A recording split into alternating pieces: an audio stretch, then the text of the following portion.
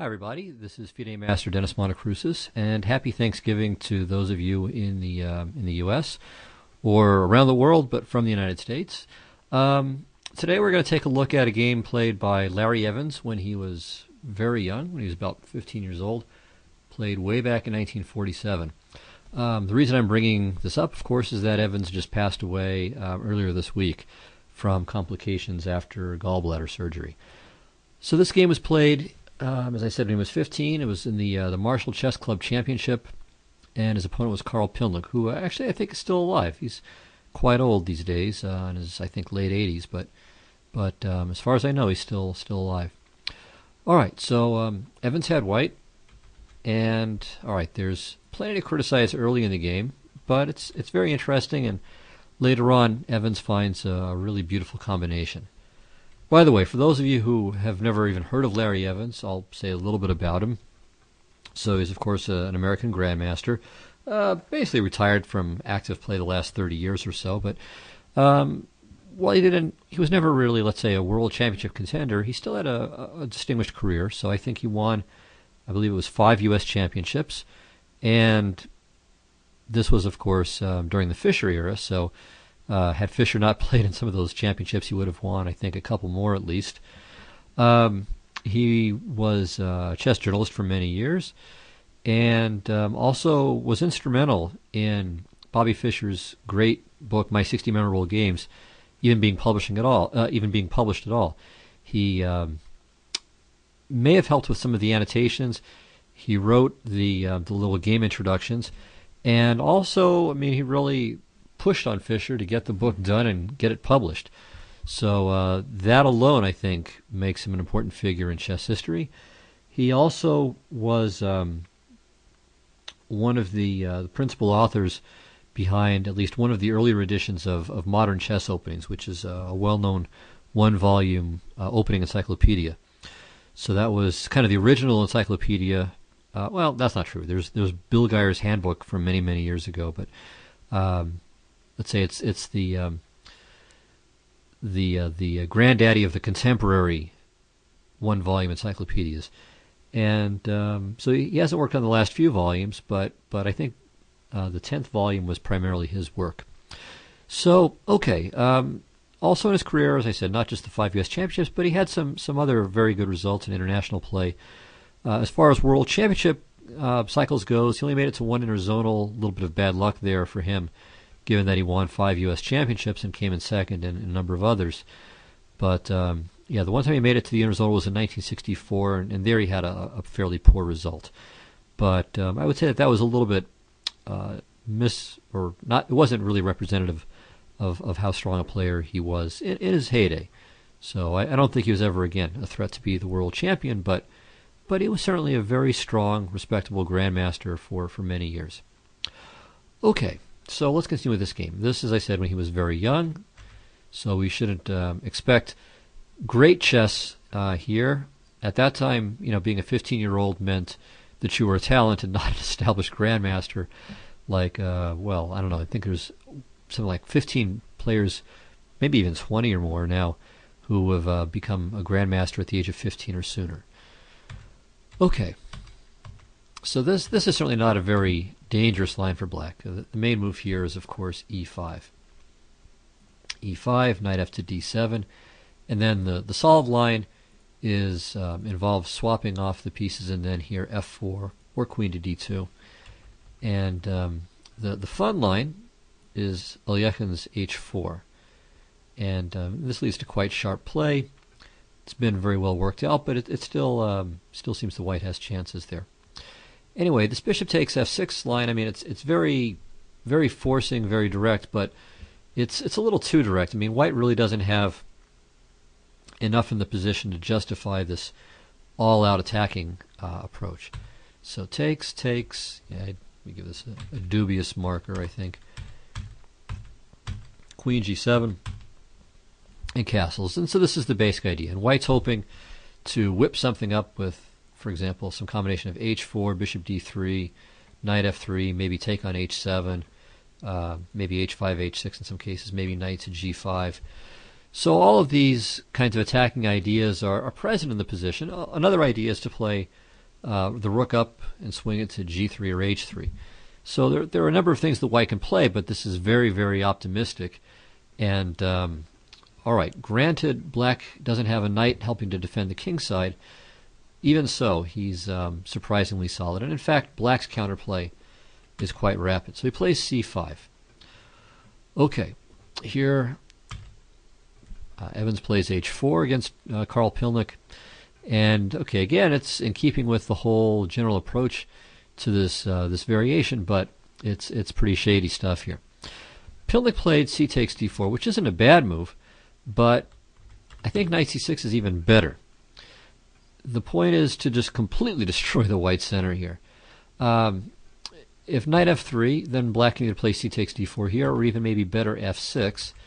The difference here is that on f4, okay, you might think, well, okay, c takes d4, or the knight moves someplace. In this case, it was e2, although maybe b5 is even a little bit better. And then after knight c6, there's f4. So you might think going back here, all right, what's the difference? Knight c6, f4, c takes d4, knight moves. But the difference is, oops, sorry, that after f4, knight takes d4 is even better than c takes d4. This knight's very well placed and can sometimes jump back to f5. And by keeping a c pawn on the board, black also has the option of playing c4 sometimes when white plays bishop to d3. So this position is really not very good for white. You know, it's still a game. I mean, he can still create some attacking threats, no doubt, but objectively speaking, black is in very good shape. And he's in good shape here, too. C takes d4, knight c to e2, knight c6, f4, and queen a5. And here, too, white is in some trouble. King to b1. And now Pilnik plays a very nice move, d3. Okay, so the point is that if rook takes d3, which would otherwise be desirable, allowing the rook to swing over to g3, there's, let me think, can we play queen e1 check here? Why not? Queen e1 check, knight c1, queen f1. And it doesn't look as if black has anything too serious to worry about. Okay, rook to g3, g6, h5, and now let's try to work out if white can really make anything out of this. I would be very surprised if he could, but certainly there are some possible dangers here.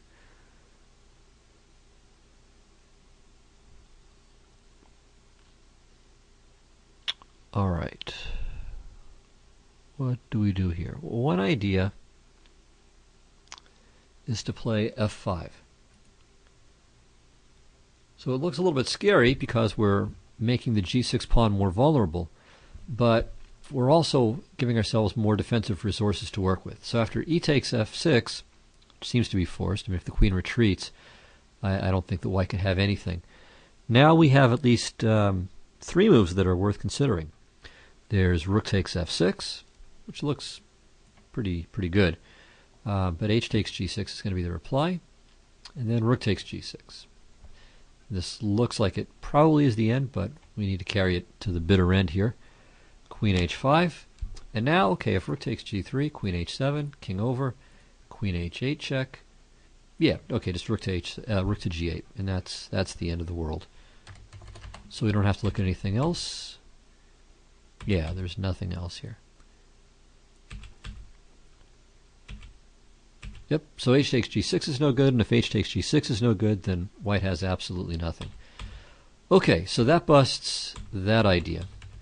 All right, so c takes d3 is forced, but now the rook doesn't get to the third rank, the bishop from f1 doesn't get to d3, and the c files being open can also be favorable for black too. So we play bishop to d7, rook h3, and in fact I think black is just winning here. But as we'll see, it's a complicated position, and just little mistakes by black can turn the tables and in fact do so. All right, here Reuben Fine, the old great American player, who was once a world championship contender, suggests f5. I don't think this is as good, although it's certainly good. E takes, bishop takes, d4, rook a to c8. White maybe plays rook c3. It's not clear if white's losing here, but it's at least a little bit better for white than the game. So I think Pilnik's choice was just fine. He played rook a to c8. I don't think there's anything wrong with this move. So rook to g3, g6, d4. Okay, and now we have a key moment in the game. Here, I think Pilnik blows it. He's not lost after his next move, but he goes from having a winning advantage to, if he has any advantage at all, it's very, very small.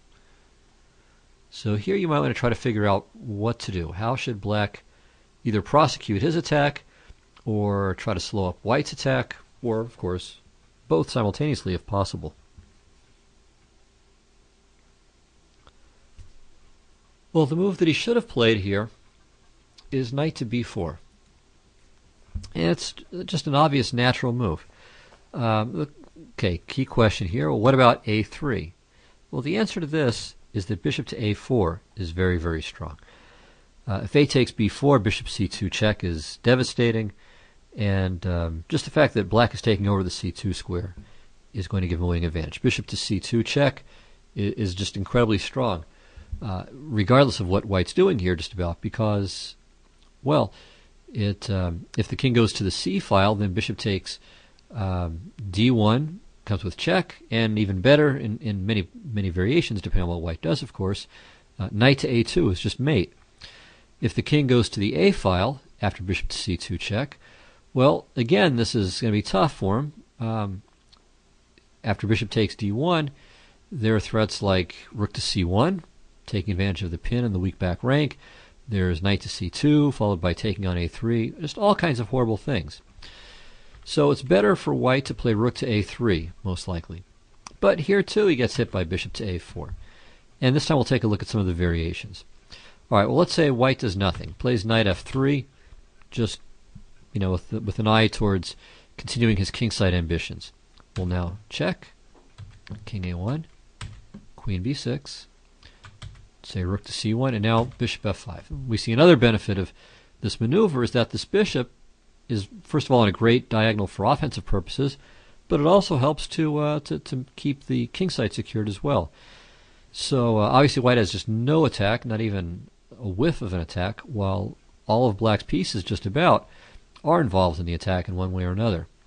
So queen g3, takes, knight c2, and white loses his shirt and is going to get mated shortly thereafter. Okay, so instead of knight f3, queen g3 is maybe a slightly more resistant attempt, but not much.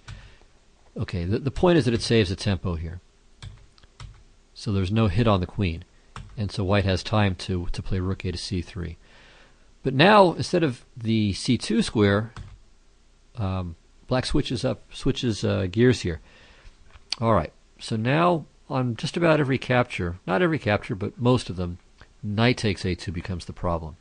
So for instance, rook c3, knight a2, king a2, queen check.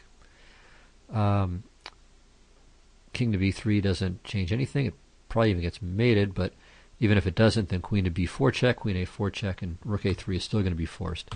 So takes, queen e1, queen f3 to protect the bishop, and now bishop to e4 drives the white queen away from it, after which black is going to be up the exchange and a pawn, and with a better position and an attack. So rook takes c3, no good. If queen takes c3, knight a2. Even worse, because after king a2, queen a6 check, white has no other move. Well, again the same thing. I guess I'll just show you. King a2, queen to a6, king b3, queen b5, oops, queen to b5. The king has to go back here, and now queen a4 check, and finally queen c3 is forced. Queen a3 is forced. Black takes it, and it's a trivially easy win. All right. Whoops. Okay, too far. So rook c3 is no good. Queen c3 is no good. And if b takes c3, then knight c2 check. Okay, this time we do that. Takes, threatening queen to b1 mate. And this threatens queen to b2 mate. And there's no good response to this. If queen c1, we take the queen, and then queen to b1 mate after all. Finally, if knight takes, then queen takes d4. So no knight a2, no knight c2, just grabbing a pawn with an ongoing attack. Two bishops, dominating position. Black is winning. So knight to b4 is what Pilnik should have played, and then, unless we were doing a show on Pilnik's best games, we would never see this game, and it would have faded into obscurity forever and ever. All right, fortunately for us, Pilnik played a terrible move here, b5. And the reason why it's such a bad move is that well, there are two reasons. I mean, one is that it's just incredibly slow. I mean, the only positive idea this has is maybe to play b4 and then b3, and then in response to a3, sack on a3. Well, of course, after b4, b3, white can play rook takes b3, and maybe there are other things that he could do in the meantime. In fact, he can, as we'll see. So that's one drawback. It's unbelievably slow, and it's even worse than that, though. It has negative value because now the bishop can't go to a4, as we saw in the other variations. So b5 is just an atrociously bad move, really horrible. Okay, h5, and not to pick on Pilnik, who was a very good player. He was a strong master. I don't know if he was a strong master at the time of this game, but he certainly went on to become one. But when you've got one of these races with king's castle on opposite sides of the board, shoving the pawns up makes great sense if you need it to open up lines. But if we look at this position here already, all the lines are open. The queen has the a file. Both bishops can participate very meaningfully. The knight can reach b4. The rook has the open c file. There isn't any target there. There isn't any line that needs to be pried open by shoving the b pawn down the board. So it's just a very, very strange move. I mean, another idea might be to move the knight and then play rook c6 and b6, or rook c6 and rook to a6. So b5 would even get in the way of the rook c6 b6 idea. I mean, it's just awful. So when you're thinking about attacking, you've got the situation where kings are castled on opposite sides. Don't just push the pawns in reflex. You do it to open up lines, but if the lines are already there for you, or if pushing the pawns won't help you open lines because of for whatever reason, then don't do it. So b5. This is just a blunder, I would say. h5. Okay, so now white has not only gotten a free move, but as I said, really more than one free move, because now black has lost attacking options. So it's going to take him even longer to get going whatever it is that he wants to do in the position. All right, so he played knight to b4. And his idea is one we get to see in the game. Here, perhaps Evans's best move would have been rook to a3. So he plays a3, which is inaccurate. And here, Pilnik should have played knight to c2, bringing the knight to a more aggressive square. I mean, there's just no reason to go back to c6. I mean, on c2, you're threatening to not only b4, which was the whole idea of this slow motion plan with b5 and then knight to b4. So you're threatening b4, but you're also threatening to take on a3. And who knows, there could be positions where you could play knight to e3. I mean, you just have more options available to you with this knight here. Anyway, he played knight to c6. All right, takes, f takes g6, which is a good move. Knight to c3, which threatens not only to take on b5, but to take on d5 as well. Well, oops, excuse me. Yeah, here Pilnik played b4, which is not a bad move, but he could also have played bishop takes a3. So this move is worthy of some consideration as well. All right, knight takes d5 is the principled response. And now black can either play bishop takes b2 or bishop to e7. And you might want to have some fun trying to analyze these lines for yourself. So there's some really kind of screwy variations in all of this. So it's a fun analysis exercise.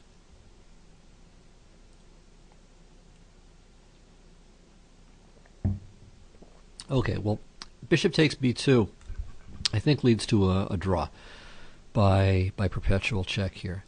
But some very crazy lines. So king takes b2, e takes d5, queen d7, knight to b4. So this looks very, very scary, and it is very scary, but with rook to a3, white just holds on. And now the king runs off to the king side. Okay, but still black is okay too.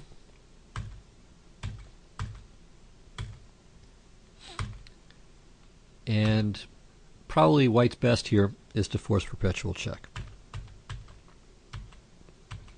Like that. Black should not play king to g7. It avoids perpetual, but after e6 he's going to dream that he could still get a perpetual, because now rook to f8 or rook to f6 loses the rook to queen e7 check. And even if it didn't, it would lose the knight.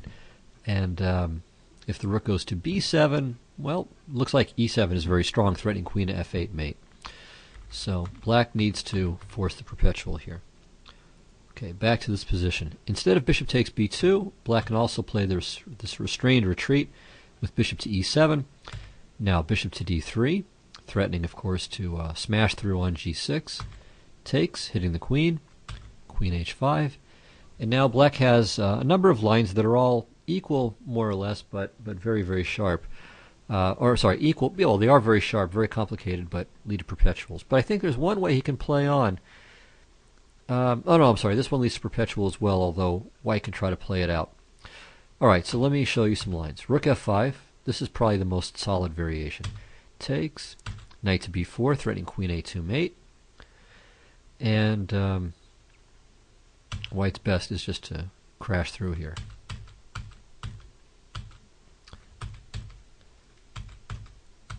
And it's funny, after all of these checks, the king escapes, but white gets enough material along the way, and he can just hold.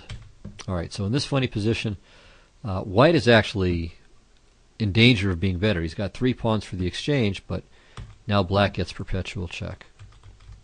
Like that. Okay, so rook to f5 draws, knight takes e5 also draws, with the idea of rook to c6. Okay, white has nothing better than to sacrifice and then give perpetual here with queen h6 and so on. But he could try e6, and this is very, very complicated. Probably black is a little bit better at the end of everything, but it's very, very murky. And obviously this is not the kind of way to play chess in an over-the-board game. I mean, who's going to find stuff like this? So every single one of black's pieces is under attack here. The queen, the rook, both bishops. But, of course, lots of white stuff is under attack, and black is up a piece at the moment. So something like this is probably best play. And the draw is the likeliest result after either b3 or rook takes d5, but maybe black has some minuscule chances. All right, so bishop takes a3 would have been logical and a consistent move, and good enough for a draw. But nothing really wrong with b4, although it makes the game sharper. Now Evans finds just a fantastic way to play this position. Okay, the first move is no great shakes. Bishop to d3 is pretty obvious. Of course, if black plays b takes c3, then bishop takes g6 should be devastating. But bishop to e8, and now, okay, the natural move here is to play a takes b4, and after either recapture, well, either minor piece recapture, the position is roughly equal. All right, but here Evans found something different, and really a fantastic move. Perhaps there's one variation where if black plays like a genius for quite a while, he maybe ends up with a small advantage after Evans's next move. But short of that, he's just in humongous trouble. So here, really, take your time, see what you can come up with. And I don't know if the computers will help. I mean, I used my slower computer on this, and it doesn't find anything for a long time. But maybe faster engines now, or faster computer will find something. But try to find this on your own. After all, Evans did, and as a mere 15-year-old at that. Well, the move he played was fantastic. Knight f3. And okay, it's not just this move by itself that's fantastic, but the whole combinational idea. All right, well, black should take something with this pawn, and the question is what? He should take the knight, probably, which he doesn't do. Though the play is going to be very, very similar, but hey, all things being equal, let's take a knight rather than a pawn. All right, so after b takes c3, what's Evans's idea? We can play queen takes e6, check. And now, all right, 2 moves for black worth thinking about. Bishop to f7 and king to g7. King h8 is just going to be a worse version of king to g7. So let's start with king to g7 and see what happens here. Probably the best way for white to finish this off is with rook to h1. threatening, well, big explosion, taking on h7, take on g6. And rook to h8 doesn't save black. So takes, takes, takes. Okay, of course, king h8, queen h7 is mate. So there, here. And this is still winning for white. So he's down a rook, albeit for 3 pawns, but threats like bishop to g6 are very fast. One kind of fun variation in terms of its geometry is queen to b6. Threatening mate, and but now watch how white wins the black rook. Queen f5, okay, king g7. Obviously we can't take the rook now because of mate on b2. But we keep checking. Queen f7, king f7. Bishop to g6, king g7. So black is trying his very best to stay off of any, well, stay off the 8th rank. So queen takes rook doesn't come with check. All right, bishop to c2 check, queen f5 check, queen h7 check, queen h8 check, e6, and there it is. So after all those checks, he finally gets it, and now after b4 with 2 extra pawns, he should be winning. So black doesn't have perpetual after taking on b4, so white should win this in the long run. Back to this position. Bishop to f7. Okay, well now what does white do? So he's sacrificed a piece for a pawn, and, well, okay, but what now? I mean, his queen's under attack. g6 seems to be reasonably well defended, and in any case the queen is hanging. And, you know, white still has some problems with his own king. So what does black, or what does white do here? Well, the answer is really beautiful. It's bishop takes g6. Now, what does black do in turn? If he tries to ignore this, let's say with c takes b2, well, now bishop to h7 check, king h8, and bishop to g8 is a nice power move there. Queen h6 works too, but bishop g8 is the most appealing way to finish the job. The point is that after bishop takes e6, rook h1, and all black can do is throw bishops on the road there, but the rook keeps taking them, and that's checkmate. All right, so from here, c takes b2 is no good. Queen to b6. How about this one? Well, now bishop h7, king h8, and ho-hum. We just play b4. No big deal. Now, what does black do? If he plays knight takes b4, well, okay, let me come back to that. All right, if bishop takes queen, rook h1, bishop to h4, and this is a remarkable position here. Okay, what should white do here? I mean, this looks trivial, like the lawnmower mate should just be as easy as all get out to achieve, but white actually has to be quite accurate here. If rook takes h4, then rook takes f4. All right, if we retreat the rook, then bishop to g4. Now the black king has the g file for flight, and white can achieve equality with something like this. But there's no win. So despite all of the attackers there, probably the best that he can do is perpetual check like this. All right, so if rook to h1 doesn't work, how about we just grab the rook? Rook takes f4. Well, now queen to b5, and black's queen is going to get active and remind white that he's got a king too. And this seems to be a draw. So it looks like rook takes h4 is not the winning move. All right, the winning move here, and again, try to work it out. Well, it's a bishop retreat. But which one? Okay, the answer is bishop to d3. Now, here, if bishop to h3, rook a8 takes h3, rook takes f4, knight h4, and wins. Okay, that all seems obvious. If c2 check, then king c1. Rook takes f4, knight takes h4, and this time, okay, well, first of all, if rook to g4, knight f5 check wins the rook with a quick mate. If bishop to g4, knight to g6 check, knight takes f4, and black's queen's not getting in, and white just wins a lot of material and continues the attack. Probably best is knight takes e5 and king f8, and this position is maybe not winning for white, but pretty close. So he's got plenty of material. More's on the way. On the other hand, his king's a little bit exposed, so that gives black some small chances to hold the game. Okay. Well, all that about bishop to d3, but why not bishop to c2? What's wrong with this? Well, the answer is bishop to h3. And now if rook h takes h3, rook takes f4. Okay, we already saw this, knight h4. But now, because there's no bishop on d3, rook f1 check.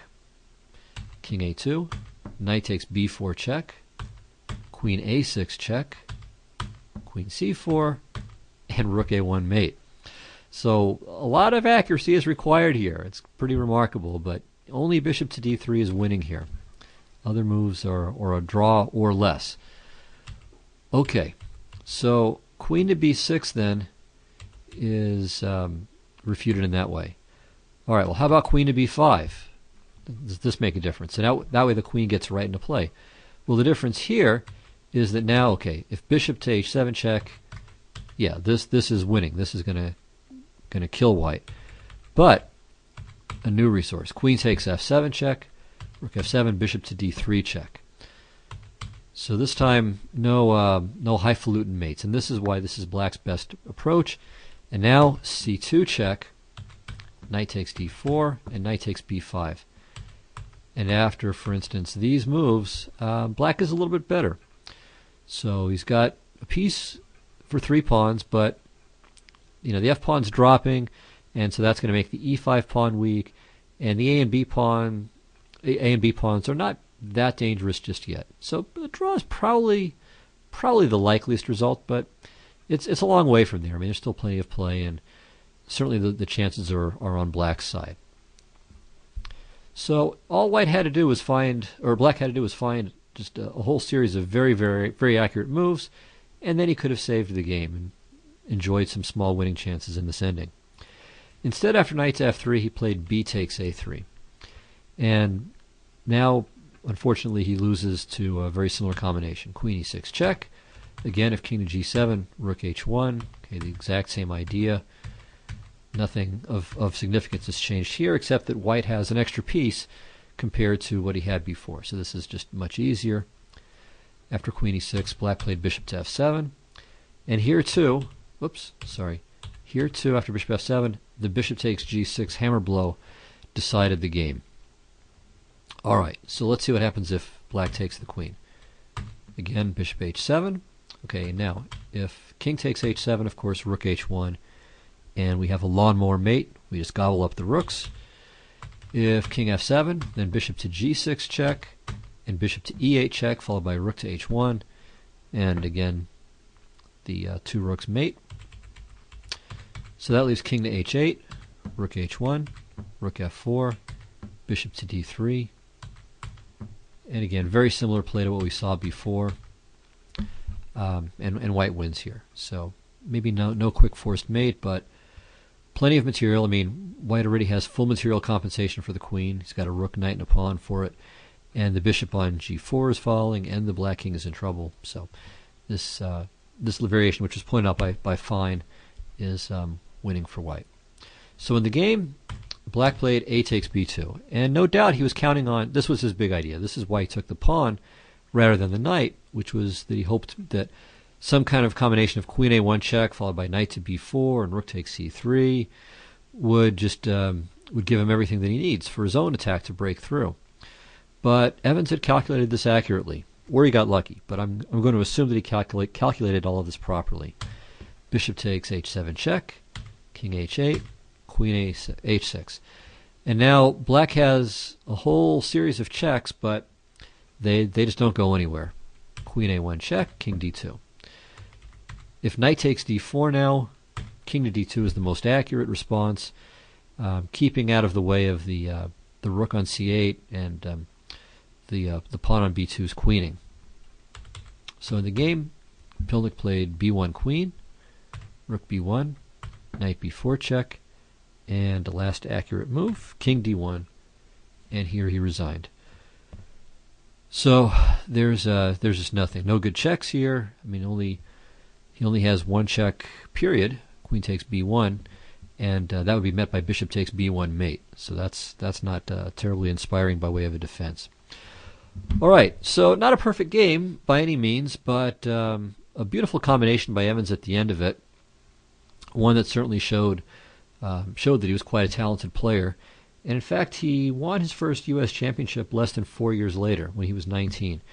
And at the time, that was really an impressive thing to do. Well, it's impressive even now to win the championship of a reasonably strong country, chess country, as a teenager. So even now, that doesn't happen all the time.